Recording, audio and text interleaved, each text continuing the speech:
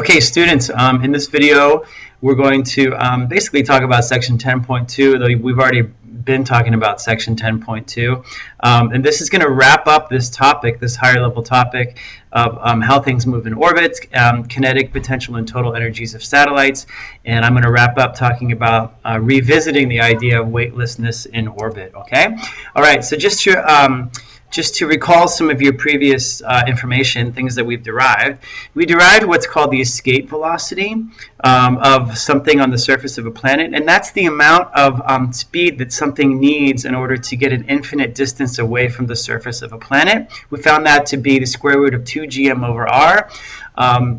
A couple of notable things. Number one, there's that interesting term, that factor of 2 inside the radical, and also we found that there's no mass term. So if we wanted to send a 1,000 kilogram space probe into deep space, and if we wanted to send my coffee mug into deep space, we would have to get them both to the same speed, which is somewhat counterintuitive. Now, the amount of work required to get those two things at that speed are obviously quite different, but if they're at the same speed, it doesn't matter what their mass is, they both require that speed to completely escape Earth's gravitational pull. Okay?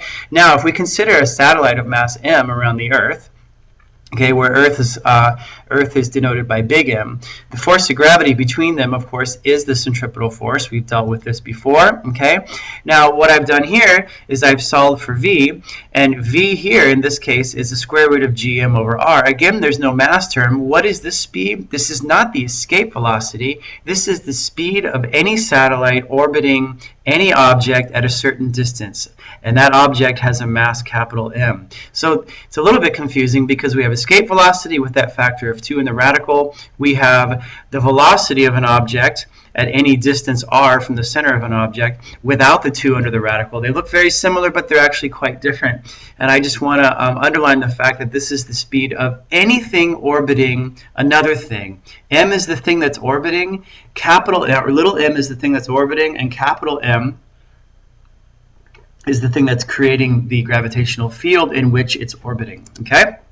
Okay, so if we graph the orbital velocity, the orbital speed against distance, we see that the larger the orbit, the less speed is required to keep it in orbit. So this is a 1 over r to the 1/2 relationship, okay?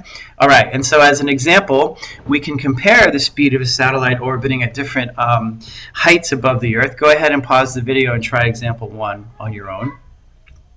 Okay, so this is a very simple application of this equation right here. We find that as we go out, the speed of the orbiting satellite decreases as expected.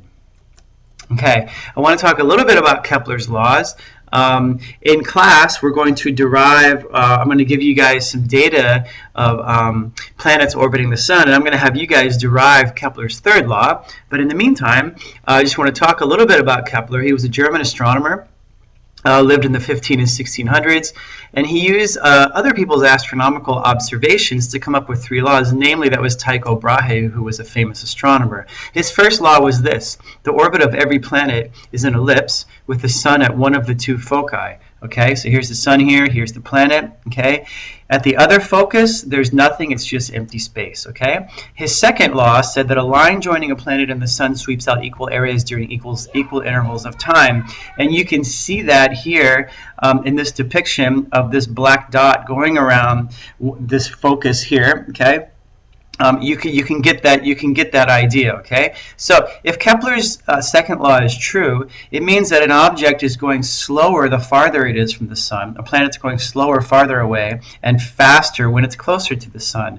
And in fact, we've talked a little bit about comets and their highly elliptical orbits, and we've seen how they speed up when they come to the sun and they get shot way back out into space, okay? Okay, and his third law is the one I'm going to spend a little more time on, okay? His third law says that the square of the period that a planet makes, so the time it takes to make one revolution around the sun, is proportional to the cube of its average distance from the sun. Now look at this graph. This looks like it's linear, but it's actually not, because this is actually radius against period. And notice that the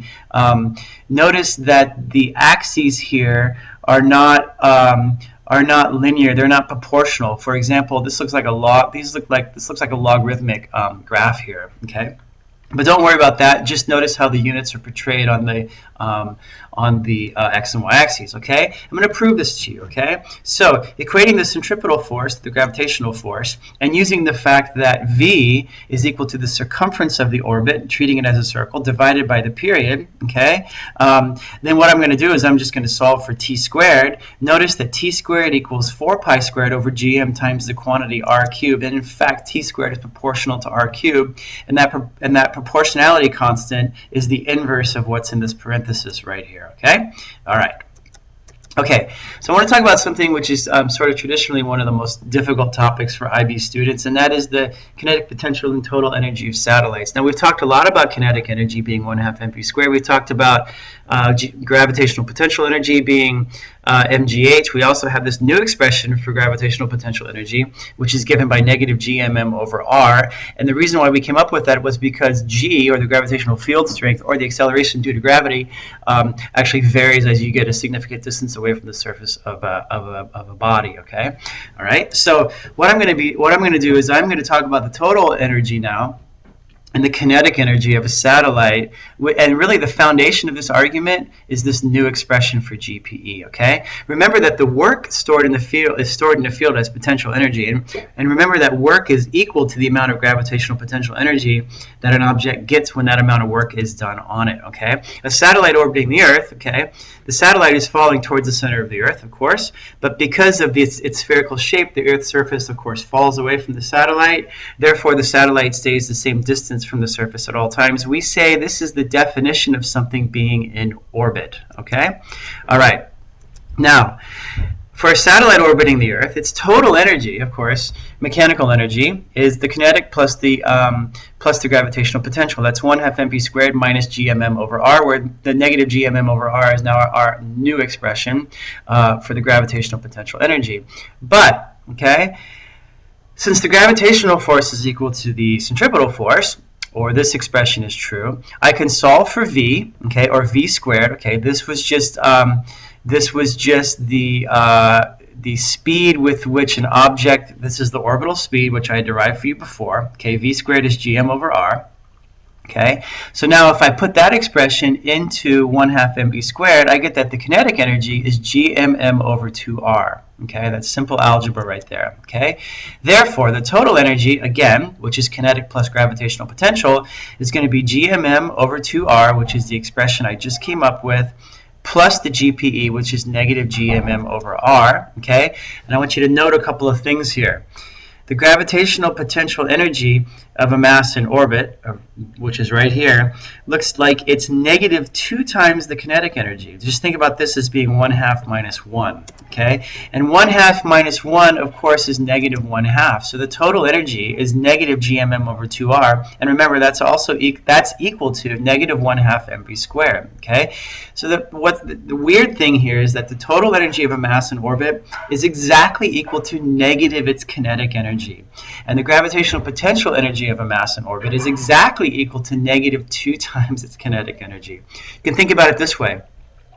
If the kinetic energy is 1/2, and that's the fraction here of this quantity, 1/2 minus 1 is negative 1/2. So the total energy is negative 1/2, okay? Which, of course, is negative 1 times 1/2, all right? And when you graph these against distance, you end up with a positive kinetic energy up here, of course, but your total energy and your gravitational potential energy end up being negatives here, where for all three graphs, the y-axis, the x-axis or the r-axis is your horizontal asymptote. Very, very important slide here. Okay, so make sure that you understand the math here. It's just basic algebra, and again, the foundation is the fact that we redefined our gravitational potential energy to be negative gmm over r instead of the simplistic mgh, which only applies near the surface of a planet. Okay. Okay, I believe this is from your homework study packet. All right. So maybe you've already tried this one. If you haven't, go ahead and pause the video and try it, and I'll work through it with you. Okay, so a satellite of mass little m is in circular orbit around the Earth at a height big R from the Earth's surface. Therefore, it's 2r from the center. Okay, in terms of the given variables, determine the kinetic energy of the satellite when it's in orbit of a height r. Okay. All right, so the kinetic energy is 1/2 mv squared, but v squared is gm over 2r in this case, so it's gmm over 4r. That's one way to do that problem, okay? The kinetic energy is given. Calculate the total energy, okay? Remember that the total energy is simply the negative of the kinetic energy. So that's pretty easy. It's negative 1.5 times 10 to the 10 joules. You don't even have to do a calculation to figure that out if you remember the relationship between the total energy, kinetic energy, and gravitational potential energy of a satellite, which I outlined in the previous slide. Okay? Okay. Now it's going to get kind of funky, all right? We're going to talk about the variations of energies with orbital radius, okay? So the reality is that any satellite orbiting at a particular radius is dealing with particles, molecules in space, especially at the top of the Earth's atmosphere, such that things are actually, it's actually losing energy because of friction. I'm going to talk about that just a little bit, okay? So, for a satellite orbiting at a radius r0, okay, its total energy, of course, as I've discussed before, is its kinetic energy at that height plus its gravitational potential energy at that height. In terms of the variables in the discussion I just discussed previously, we have that as gmm over 2r0 minus gmm over r0, and we saw before that that was equal to negative the kinetic energy, the total energy. So that's negative gmm over 2r0, and that's negative 1/2 mv0 squared, where v0 is the speed at that particular radius r0. Okay. All right. Now friction in the Earth's atmosphere reduces its total energy, and when the total energy reduces, the orbit decreases to a new radius. So we're going to call that radius r1. So its total energy at this new orbit is now E1 equals KE1 plus GPE1. Plugging in the same variables here, we get negative 1/2 mv1 squared, where v1 is now the new speed at that lower orbit r1. Okay, you got that? Okay, now, the new total energy, because the total energy is reduced, E1 must be less than E0. Okay? Now, the thing that's funky here, and this may have crossed your mind already, as the radius decreases, the satellite should speed up, correct? Remember? Because we said that the farther out a satellite is, the slower it needs to go to maintain its orbit. In fact, it speeds up, it increases from gmm over 2r naught to gmm over 2r1. That's an increase in speed because r is now less, the denominator of that fraction. Okay. So what's up with this? How can the total energy be reduced if its kinetic energy is increasing, if it's actually going faster? Okay. Well, it's pretty simple. The GPE decreases by twice as much as the rate at which the KE increases. Okay. So remember, the relationship here, you have a negative 1/2 equals 1/2 plus 1. So the GPE is always twice the kinetic energy, the magnitude of which means that the rate at which it increases or decreases is 2 times. Therefore, there is less energy at the smaller orbit, the lower orbit, as expected. Okay, another very important slide. You really need to understand the logic of this one. Okay.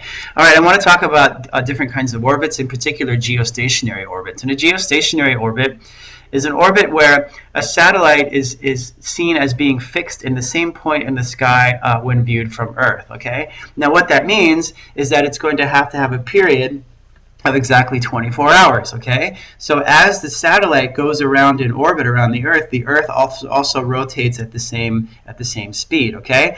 Now, applications of this, weather satellites, communication satellites are normally in geostationary orbits where it's very useful for them to be in the same spot in the sky at all times, okay? They must be above the equator. We discussed this a little bit in class. It's because that's the only place where they can stay at the same point and actually orbit the Earth, okay? And we'll talk about that a little more in class if you guys need more clarification on that. Okay, now from Kepler, this was the equation that we derived before. You can actually come up with, using the value of 86,400 seconds, which is the length of 1 day in seconds, you can actually come up with an expression for the radius, and that is, it's at 42,300 kilometers from the center of the Earth, okay? Which ends up being what? About 36,000 or something, 35,000 something kilometers in altitude. And when I say in altitude, that's actually above the surface of the Earth, okay? The really important thing to note here is that all geostationary satellites must orbit at this distance from the center of the Earth. They're all at the same height. Well, how come they don't hit each other? A couple of reasons. Number one, they're very small, and number two, they're spread out all over the circumference at that radius of that imaginary sphere with respect to the equator. Okay, you can also figure out very easily what the speed of all these satellites are. They're all the same, and they're about 3 kilometers per second. Okay, very interesting, and this is an application. This is why we study this stuff. Is people, we need to put stuff in orbit. We need to actually use science for useful things, and the orbits of satellites. So many things depend on this. Your phone. All kinds of communications, GPS units, they're all using geostationary satellites, okay? Okay, as an example, here's a screenshot from, this was a big storm that hit Alaska a couple of years ago, and you can read the caption here, but basically what you notice about this is that this is a satellite image showing the storm.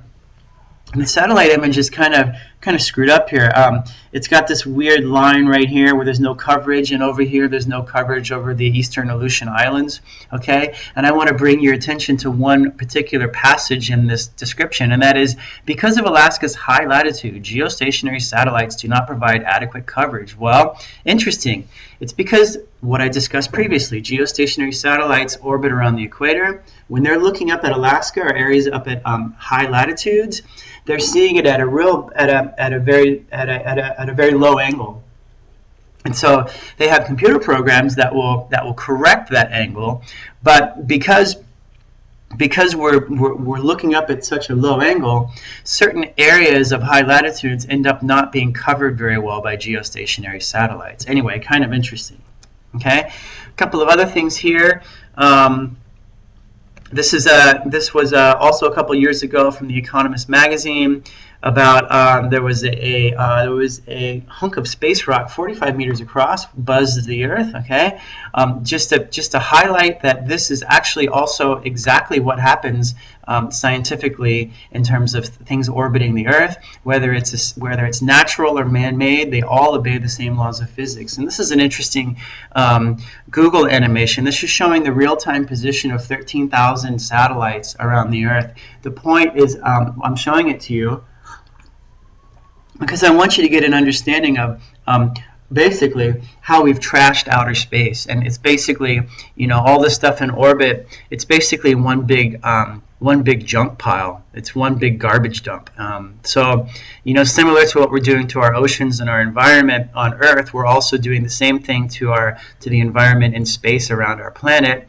It's a real big problem, and most satellites, most things that are orbiting the Earth are not even being used for anything anymore. They're dead satellites, and it costs too much money to bring them down, so they just stay up there. So it's a real big problem. Okay. Let's do example 2 together. I'm going to round out this video by doing a couple of other examples that will get more complicated. Read this one and try this one on your own before you see my explanation. Okay, so communication satellite, I'm giving you the mass and the height. Okay, period of revolution, obviously the period of revolution is 24 hours, right? I don't even need to work that out because I'm given that it's a geostationary orbit. If you want to use physics equations to deal with that, you can, okay? But obviously just note it's 24 hours. The kinetic energy, okay? A couple of different ways to do it. Using 1/2 mv squared, where v is 2 pi r over t, I get about 2.4 times 10 to the 9th joules. But I can also use this expression for the kinetic energy. Check it out. I get exactly the same answer. That's pretty cool. Speed of the satellite is the circumference of its orbit divided by the period, and of course that's 3 kilometers per second, which is what I showed you last time, talking about how all geostationary satellites orbit at the same speed. Okay, all right. What's the potential energy of the satellite? Again, very, very easy. Negative GMM over R. I get negative 4.7 times 10 to the 9th. Okay, which of course is a magnitude greater than the kinetic energy as expected, and the total energy is simply the negative of the kinetic energy. So that's negative 2.4 times 10 to the 9th joules. Okay. The same satellite in the previous example slowly loses energy and its orbit drops so that now it's only 20,000 kilometers above the Earth's surface. How fast is it going, and what's its period of revolution, and what's its kinetic energy? Those are all interesting questions. You don't have to answer those questions necessarily in that order, but here goes, okay? The period, you can use Kepler's third law to figure out the period. I got about 11.8 hours. Okay, the kinetic energy is now R is less, so I get 3.78 times 10 to the 9th. That's more than what it was before because it's now going faster. But remember, the total energy of that satellite is less because its gravitational potential energy has decreased by even more. Okay, what is the speed of the satellite? Again, 2 pi r over t. I get it's about 39 kilometers per second. So I mean, again, this is very important for you to realize. It speeds up as it loses energy. This is one of those weird cases where something can speed up but lose energy, okay? Very important statement down there in the lower right-hand corner, okay? All right, what's the potential energy of the satellite? Negative 7.6 times 10 to the 9th. The total energy, which is just negative the kinetic, okay?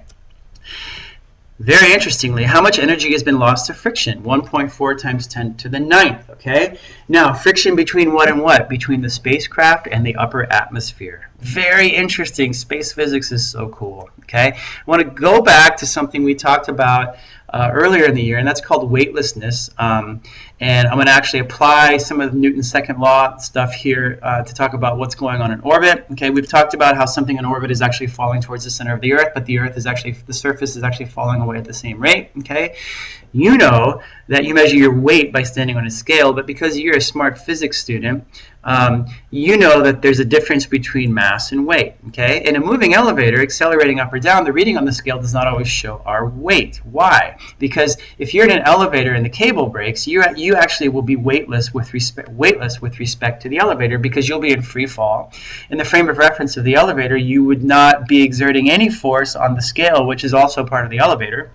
The reaction force on you from the floor would be 0, so the scale would show 0, but are you weightless? No way. You're only weightless with respect to the elevator. That's exactly what's happening when you are inside of a spacecraft that's orbiting. You're falling, but you're falling at the same rate as the spacecraft around you. You are not actually weightless, but you just seem to be. Really cool. This is called apparent weightlessness. Okay, so an astronaut in an orbiting satellite experiences apparent weightlessness, but since the entire satellite is in free fall, it follows a circular orbit. Okay, the moon is also in free fall around the Earth. What about artificial weightlessness? Okay, you may have heard about this. Okay, the concept of being in free fall with the thing that you're attached to. This has very interesting and useful scientific applications. Okay, if you're designing things to be used in outer space, you need to be able to test them in a laboratory where things are weightless. Okay, and to do that, what we do is we carry out these experiments inside of airplanes that are flying downwards accelerating downwards at 9.81 meters per second square. Okay, NASA has one of these airplanes, which is sort of mockingly called the vomit comet. Lots of people throw up, I guess, in it. And what it does is it flies up and down in parabolic arcs, and it's designed to match the path of a projectile moving in free fall. So for about 25 seconds or longer, these arcs are about 6 miles long. The passengers move in free fall with the plane and feel just weightless. And the pilot actually doesn't cut the engine because the pilot has to actually accelerate downwards to counter air resistance upwards in order to match a true free fall trajectory. So this is how astronauts prepare for being in space. This is how we do experiments on things that are meant to work in outer space and so forth. Really cool. It'd be really fun for us to take a field trip and go up in NASA's vomit comet.